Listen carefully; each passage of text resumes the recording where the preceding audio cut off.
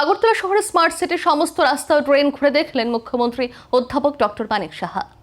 আগরতলা শহরে নাগরিক পরিকাঠামো এবং বর্ষাকালীন জল নিকাশি ব্যবস্থা খতিয়ে দেখতে মাঠে নামলেন মুখ্যমন্ত্রী অধ্যাপক ডক্টর মানিক সাহা। এদিন তিনি স্মার্ট সিটি প্রকল্পের আওতায় নির্মিত শহরে বিভিন্ন গুরুত্বপূর্ণ রাস্তা ও ড্রেন সরেজমিনে পরিদর্শন করেন। মুখ্যমন্ত্রীর সঙ্গে উপস্থিত ছিলেন আগরতলা পৌর নিগমের মেয়র তথা বিধায়ক দীপক মজুমদার, কর্পোরেটর রত্ন দত্ত, স্মার্ট সিটি মিশনের আধিকারিক, পৌর নিগমের প্রকৌশলী এবং প্রশাসনের অন্যান্য ঊর্ধ্বতন কর্মকর্তারা। পরিদর্শনকালে মুখ্যমন্ত্রী বিভিন্ন এলাকার রাস্তার অবস্থা, ড্রেনেজ ব্যবস্থা, জল নিষ্কাশনের অগ্রগতি এবং চলমান উন্নয়নমূলক কাজের খোঁজ খবর নেন।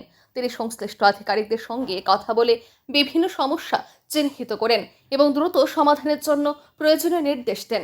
বিশেষ করে বর্ষার সময় যাতে শহরের কোথাও জলাবদ্ধতা সৃষ্টি না হয় এবং নাগরিকদের যাতায়াতে কোনো ধরনের অসুবিধা না হয় সে বিষয়েও গুরুত্ব আরোপ করেন মুখ্যমন্ত্রী। তিনি বলেন, স্মার্ট সিটির উন্নয়নমূলক প্রকল্পগুলির কাজ নির্ধারিত সময় এবং গুণগত মান বজায় রেখে সম্পন্ন করতে হবে, যাতে সাধারণ মানুষ তার সুফল দ্রুত পেতে পারেন। মুখ্যমন্ত্রী বলেন, পুজোর আগে স্মার্ট সিটির কাজ সম্পূর্ণ করা হবে।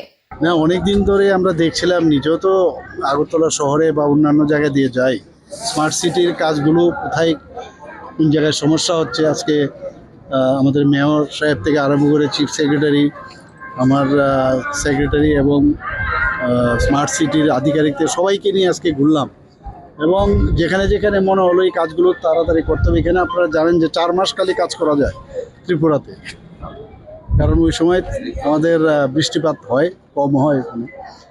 বাকি সময় তো সবসময় বৃষ্টিপাত থাকে।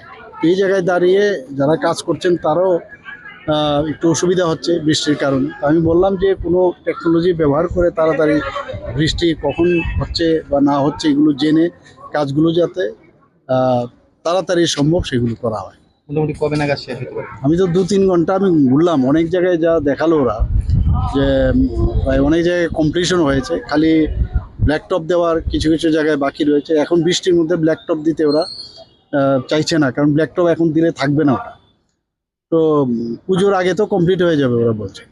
শহরকে আরো পরিষ্কার পরিচ্ছন্ন, আধুনিক ও বাসযোগ্য করে তুলতে সরকার প্রতিশ্রুতিবদ্ধ বলেও জানান তিনি। নাগরিক পরিষেবার মান উন্নয়নে প্রশাসন সর্বদা তৎপর থাকবে এবং মানুষের সমস্যার দ্রুত সমাধানে প্রয়োজনীয় পদক্ষেপ গ্রহণ করা হবে বলেও আশ্বাস দেন মুখ্যমন্ত্রী। Bureau report, news vigilant.